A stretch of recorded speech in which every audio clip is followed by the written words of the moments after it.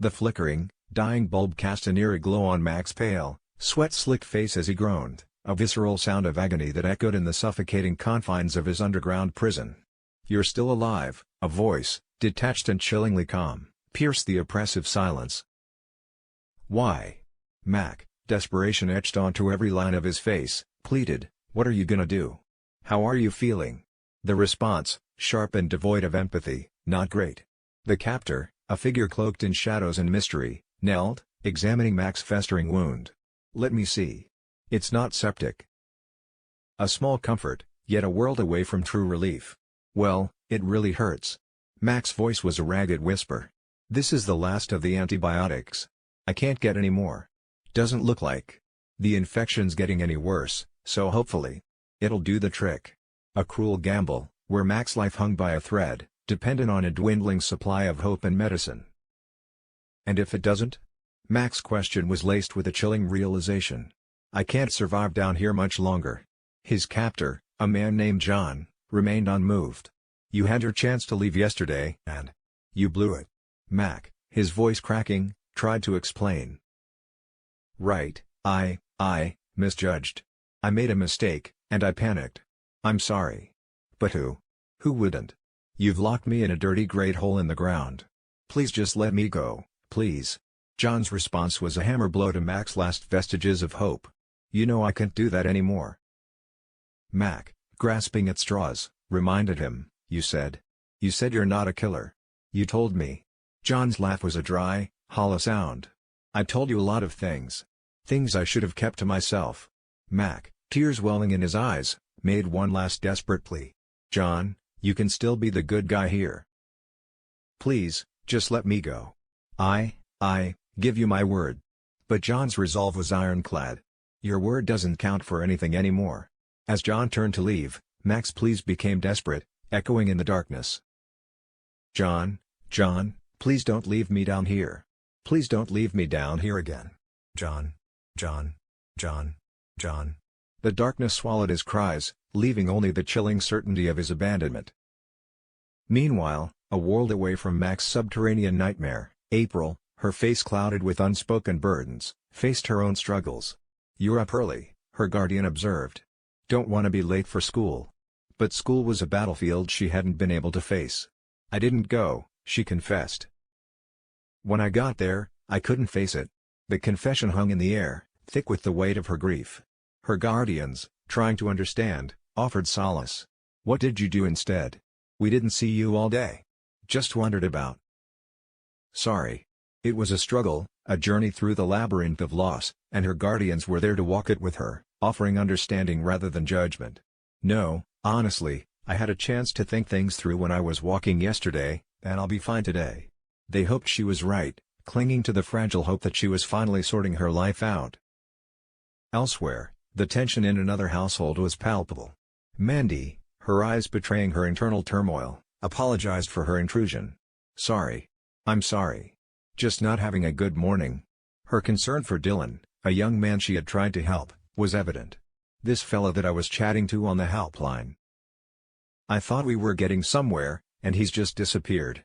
Her partner tried to reassure her, "Well, maybe your advice has sorted him out, eh?" But Mandy's fear was rooted in a deeper worry. "I just feel like I'm failing everyone at the moment.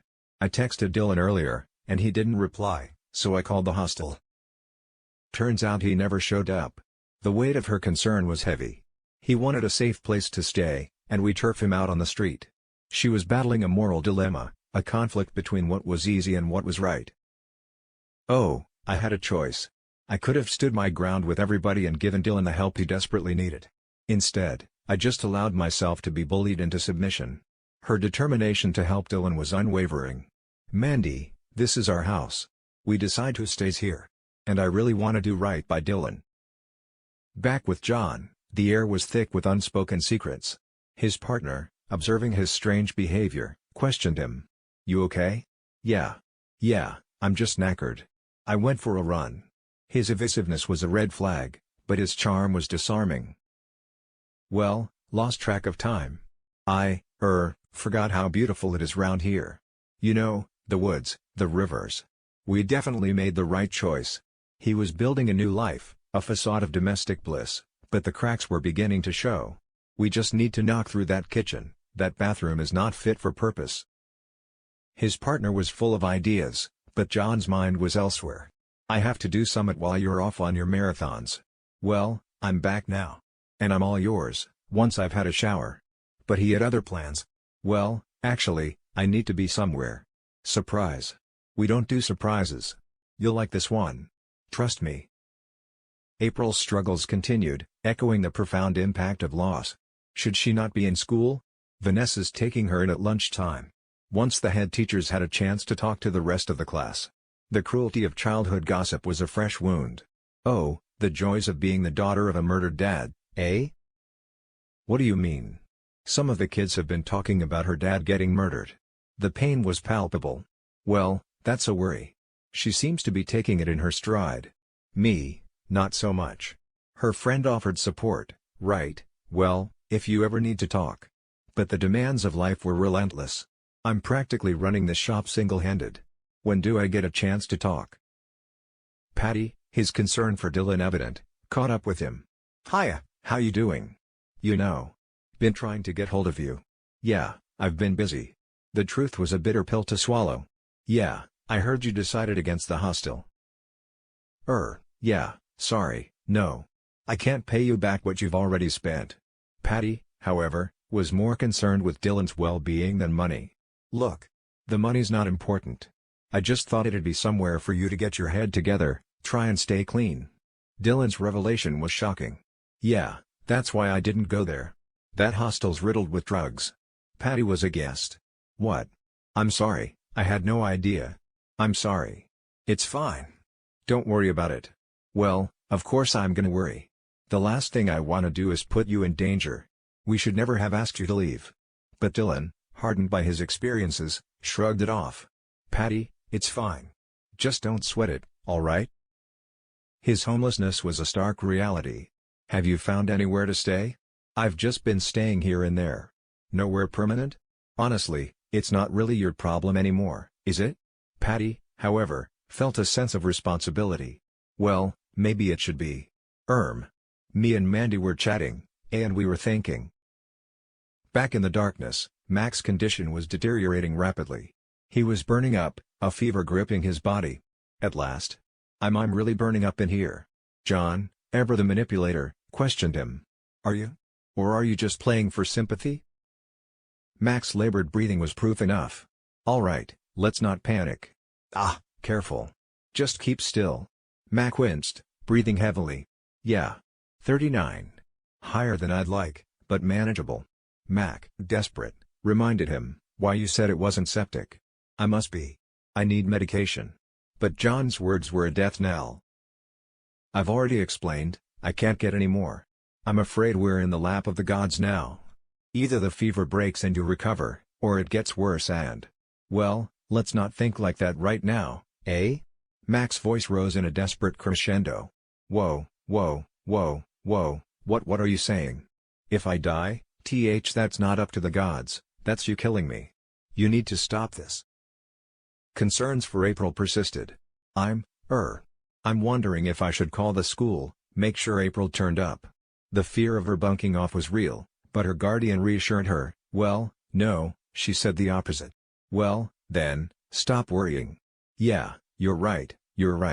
I need to give her some space, show her I trust her. At least she's being honest with me. The hope was that if she is struggling, she will let you know. The conversation shifted to Dylan. How did he seem? Yeah, he was all right. Needed a shower but clearly hadn't been using. Who you on about? Dylan, bumped into him at the shop. What's he doing back here? The news of Dylan's return sparked a debate. Well, hopefully, not dossing at the cricket pavilion again. Didn't you pay for an hostel? Yeah, it didn't work out. The thing is, he's desperately trying to stay off the drugs. Which is probably why he's come back to the village, avoid temptation. The opposing views clashed. Well, I hope you told him to sling his hook. No, actually. We're thinking of asking him to move back in. Well, that's not gonna happen. It's not your choice.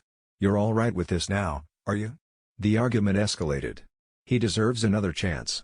No, he's had plenty. The lad is a wrong un, why you kicked him out the house. Yeah, like you gave us a choice. You did the right thing. Did we? Look, I'm not saying he's an angel, but he's a good lad. We were wrong to send him packing. He needs us. Paddy's got a responsibility, I suppose. Yes, to us, to his family. We come first. Dylan hasn't got a family. Which is probably why he's in such a mess. He needs a stable, safe place to live, with people who are not just gonna give up on him. If you don't like that, it's your problem, isn't it? Back in the suffocating darkness, Mac's labored breathing filled the void. Keep still. John, ever the pragmatist, was trying to change the dressing. If you don't let me change this dressing, then, yeah, you really will get sepsis. Neither of us want that, do we? Mac, resigned to his fate, uttered, "You're gonna kill me anyway. Just take me to the hospital, please." How many times? That is not an option. Please. You started this, not me. I had it all mapped out, and then you decided to cause trouble, didn't you? He groaned in pain, but his mind was sharp. If I die, people are gonna ask questions, you know that? There's just no way you're gonna get away with this. I found out about Nate, didn't I? So your best option is just to let me go. John, however, was not easily swayed. What, so you can tell everyone anyway? Nah, I just want to stay alive. Whatever it takes. I swear, you can trust me this time. John's response was chilling. I wish I could. But I am building a new life for myself. I finally met my soulmate, and no one is gonna take that away from me. Mac, with a sinister glint in his eye, played his trump card. Panting, what do you think your soulmate is gonna think when he finds out about you? John, momentarily flustered, defended himself. I'm not a bad person. Okay, I'm not. I hate having to do this, but there is a bigger picture. I'm doing it to be with the man I love. Mac's next words were a devastating blow. The man that you love doesn't love you, he chuckled, a dark, mocking sound. Then how come he's sleeping with your brother? John's world shattered. You're lying. You're lying. You are lying. Aaron would never betray me.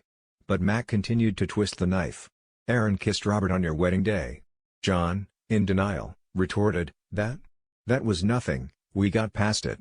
Mac, relentlessly, hammered home the truth. All the signs were there. You just chose to ignore them. You're trying to save your own skin. Sooner or later, Aaron and Robert are gonna end up together. You can't fight the inevitable, so you may as well move on. John, enraged, refused to believe him. Why would I believe a word that comes out of your mouth? Because you will never compete with what they have.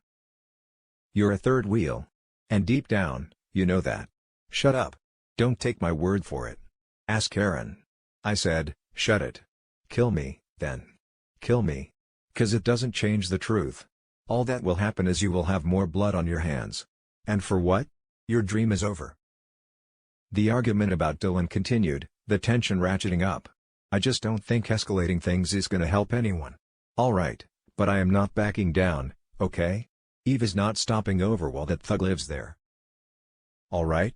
Can't remember the last time I was alright. The conversation turned to grief and loss. I swear, most mornings, if it wasn't for Frankie, I wouldn't be getting out of bed. That doesn't sound good. Anything I can do to help? Well, if you've got a magic cure for grief, I'm all ears. No magician, I'm afraid. No, but if Murder Mystery Weekends put a smile on your face, he's your man. Think there's been enough murder, don't you? Sorry. I'm just worried how all this is gonna affect Frankie. And then I'm worried that she's gonna see that I'm worried. I'm in this permanent state of panic. I don't know what to do. A friend offered help. Why don't you come down to the surgery? Well, I'm free now, as it happens. Well, I can't leave the shop. I mean, you could close for half an hour, and, we could chat here. Okay. Thanks. The secrets, however, were still lurking. No, we need to arrange it for a time when John's not here. Well, he keeps going out for these long runs, so it won't be hard to get rid of him for a couple of hours. Why would you want to get rid of me? Just let me call you back in a minute. Creep up on me, why don't you? Who was that? I can't tell you. Why not? Because I can't. John, trying to deflect, presented a gift. Here. I got these, give us a few ideas for the kitchen. What are you hiding? Okay, I'll tell you. What? I bought us a new hot tub. John sighs yes, seriously. I know it sounds a bit extravagant, but I just wanted to make it our dream home, inside and out. That's your secret, an outdoor jacuzzi? Well, it's not just a jacuzzi. Just think about it, these long summer nights, me and you, chilling out, a few beers. He was trying to rekindle something, but the doubts lingered. So you're not having any regrets? Wouldn't have forked out $4,000 if I had regrets, would I? $4,000? Yeah, that's not important. I've not paid yet. I'll sort that later. But I'm just trying to make you happy. I want that as well. But I need to know you genuinely want to be with me. Leaving my whole family to shack up with you. Think I'd do that if I didn't love you? You make it sound like a sacrifice. Okay. So, what do I have to do to prove it to you? The conversation shifted to the ongoing grief. What happened to Nate is shocking. Unimaginable. I just don't want to end up depressed again, back on the meds. You know, this is completely different to your postnatal depression. After what you've been through, it's no wonder you're troubled. Who wouldn't be? I think we need to arrange more counseling. She sighs. Well, it is early days, and you've got a lot of stuff to work through. Yeah, I know these things take time. I'm just so scared of what to tell Frankie when she is that bit older and she starts to understand what her dad being murdered really means. You'll work it out, with the right professional help. Do you know what gets me? Nate's killer took the easy way out, so I'll never really know what happened. Why he ended up killing him. Or how. What do you mean? Sorry, It just amazes me that someone like Owen managed to overpower a giant of a man like Nate. Yeah, that would have taken some doing. A new crisis emerged. Right, let me do the talking, yeah? Alright? You sounded worried on the phone. Has something happened? April got jumped. You're kidding. Some lad threatened her. He had a knife. I thought he was gonna kill me. Did he hurt you? Good. Thing is, we had to give him the drugs. What, all? All of the drugs? Oh, damn. I'm sorry. No, you did the right thing. Your safety comes first. But I can't lie to you, this is not good. Are we in trouble? Well, you've lost a lot of money. My bosses will not be happy. They don't take kindly to bad news. Well, what are we gonna do? You stay here. I will make a call and try and appeal to their better nature, but it's a long shot. I can't make any promises. Back with John and Aaron, a fragile peace had been achieved. Aaron and John exhaling. Aaron, is that enough proof for you? It's a start. Never satisfied, are you? It's just, when good stuff happens to me, it never seems to last. Well, it will this time. I told you, you're stuck with me now. Yeah? Yeah. By the way, we're gonna have some lunch with my mom tomorrow. Are we? Yeah. I need to tell her about this place. She thinks we're on holiday. John chuckles. Well, do I need to come with you? Why wouldn't you? Well, you two might want some time to yourselves, and, no, I've got things I need to sort out here. Like what? Nothing important. Well, there you go, then. We're in this together. We owe it to my mom to tell her the plans. Okay. If that's what you want. Alright? The consequences of the drug loss were dire. I managed to broker a deal. Oh, thank God. The drugs you lost were worth $1,000. They want $2 back, and you're off the hook. $2,000? We can't find that kind of money. No, you don't have to. They've agreed to let you work it off. So, there's a shipment coming in.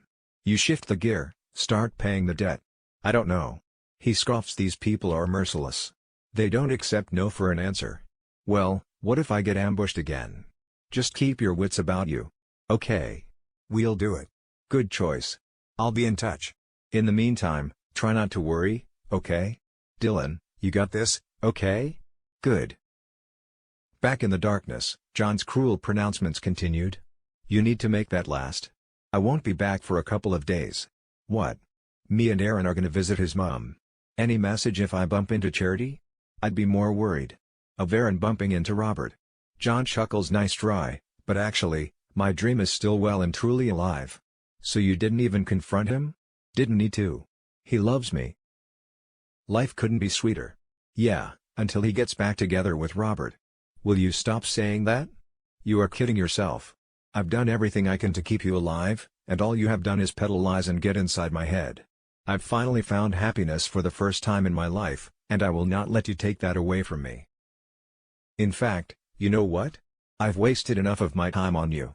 You're on your own now. Good luck with that. Mac's desperate pleas filled the air. You can't leave me in here, I'll die. Well, it's out of my hands now. No, John. Why you help people, that's what you do. Yeah, well, some people are beyond help. Whatever happens next. You've brought this upon yourself. John, deaf to his cries, delivered his final, devastating words. No, John, don't do this. Don't leave me in here. John. You can't leave me in here. John. Don't leave. John. The door slammed shut, plunging Mac back into the suffocating darkness, leaving him to face his grim fate alone. The echoes of his desperate cries faded, replaced by the chilling silence of his impending doom. In his mind, Mac's words were like sharp blades cutting into John. He drove on in a blind rage, trying to shake off Mac's accusations about Aaron and Robert. How could Mac know? Were they true? A seed of doubt had been planted in John's mind, growing with each mile. He drove faster, trying to escape the dark thoughts that were haunting him. He couldn't believe that Aaron, the man he loved, could betray him like that. But Mac's voice, with its cold certainty, kept ringing in his ears. Meanwhile, April returned to school, but the peace was superficial. The whispers of her friends, the curious glances, were all reminders of her father's tragic death. A group of older boys, who had heard rumors of Nate's death, began to harass April. They made cruel jokes about her father, and one of them took out a small knife, which scared April to the core. "Your father is a piece of shit," the knife-wielding man said, laughing. "He deserved it." April trembled, tears streaming down her face, but she tried to stay calm, remembering the adult's instructions not to act rashly. She ran away, tears blurring her way home, her heart filled with fear and humiliation. She just wanted to be alone, away from all the judgmental eyes and cruel words. Patty and Mandy, after much arguing, decided to give Dylan another chance. They convinced Moira and Chaz to reluctantly agree. Dylan returned to Patty and Mandy's house, but life there was not easy. He faced suspicion and scrutiny from the neighbors. One evening, Dylan was on his way to the convenience store when he was stopped by a group of strangers. They were the people Dylan owed money for drugs. "You think you can hide from us?" one of them said, his voice threatening. "The stuff you lost was worth twice what you owed, and now you have to pay double." Dylan was terrified, knowing he was in big trouble. He realized this was the job he was supposed to do, but he hadn't expected it to come so soon. What was he supposed to do? Could he trust John? Back with John, he was at home with Aaron. John tried to act casual, but his mind was filled with doubt. He looked at Aaron, trying to read him, searching for any sign of betrayal. "Are you okay?" Aaron asked, noticing John's tension. "You look nervous." John tried to smile, but his smile didn't reach his eyes. "I'm fine, just tired." But inside, he was fighting a fierce internal battle. He wanted to believe Aaron, but Mac's words had planted a seed of doubt that was hard to remove. He began to look for signs, for small details that he might have missed before. Aaron's eyes when he mentioned Robert, the awkward silences, all became evidence in John's suspicious mind. He couldn't stand the uncertainty. He had to know the truth. As Mac was almost desperate in the darkness, a small noise caught his attention. A small mouse scurried past his feet, then disappeared into a crack in the wall. Mac stared at the crack, an idea flashing in his mind. Maybe there was another way out. He began to use his weak fingers to pry open the loose bricks. Each brick was a ray of hope, a small door to freedom. He didn't know where it would lead, but anything was better than drowning in this darkness. And meanwhile, in town, rumors began to spread. The villagers began to whisper about Mac's mysterious disappearance, about John's dark secrets. An old detective, retired, but still a little curious, hears these stories. He begins to investigate, collecting small pieces of the puzzle. Where will his investigation lead? Will he be able to discover the truth behind Mac's disappearance and John's secrets? All these threads of fate are gradually tightening, intertwining, forming a complex web of deception, betrayal and hope.